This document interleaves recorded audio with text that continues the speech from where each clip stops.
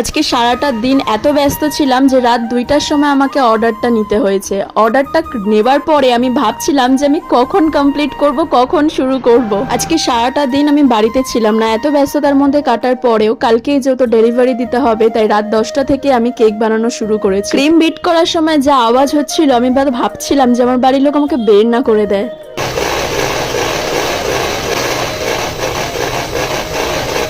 এখন ঘুমানোর টাইমে যদি এইরকম টাইপের আওয়াজ হয় তাহলে কেমন লাগে। ব্যান্ড পার্টি বাজলেও আমার ভাই কিন্তু ঘুম থেকে ওঠে না। তারপরে কানের সামনে যে আমি ক্রিম বিট করছিলাম সেই আওয়াজে ও জাস্ট নিতে পারছিল না, মাঝখানে একটুখানি তাকাচ্ছিল যে দিদি কি করতেছে এখন। দেখেছো এই ঘরে আমার দাদু দিদা মামা সবাই ঘুমাচ্ছে, মানে কিছু বলার নেই। আমার নিজেরই একটু হাসি পাচ্ছিল, নিজের খুব খারাপও লাগছিল যে আমার কাজের জন্য সবাইকে ডিস্টার্ব ফিল হতে হচ্ছে। রাত 10টায় কেক বানানো শুরু করে মাত্র 1 ঘন্টা ক্রাম কোটের জন্য আমি রাখতে পেরেছিলাম। তারপরে ঝটপট করে কেকটা বানাতে বসেছি। আমি নিজেও জানতাম না আমি কি কেক বানাবো, ভেবেছিলাম এক হয়ে গেছে। আর আজকে সারাটা দিন আমার ভীষণ ব্যস্ততায় কেটেছে। সারাটা দিন আমি বাড়িতে ছিলাম না, 9টায় আমি বাড়িতে ঢুকেছি। এসেই আমি একটুখানি রেস্ট নেবার পরেই কেক বানানো শুরু করে দিয়েছি। আর বানাতে বানাতে 2:30 3টে বেজে গেছে। আর তোমরা আমাকে দেখলে বুঝতেই পারবে যে আমার কত পরিমাণ কোমর ব্যথা করছে। একবার না আমি নাচ করার টাইমে আর্চ করতে গিয়ে আমার কোমরে লেগে গেছিল, সেইখান থেকে প্রায় 2 বছর টানা আমি কোমর নিয়ে একটু ভুগেছিলাম।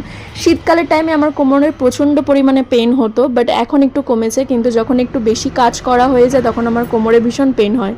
হ্যাপি বার্থডে রেখাদি লেখা রয়েছে, তাদের কোনো ডিজাইনের কোনো ব্যাপার ছিল না। এটা আমার একটা খুব কাছের একজনের বার্থডে। খুব ব্যস্ততার মধ্যে যেটা মনে হয়েছে এত রাতে আমি সেটাই করে দিয়েছি। খেতে কিন্তু ভালো হয়েছিল, ডিজাইন যাই হয়ে থাকুক। টাটা।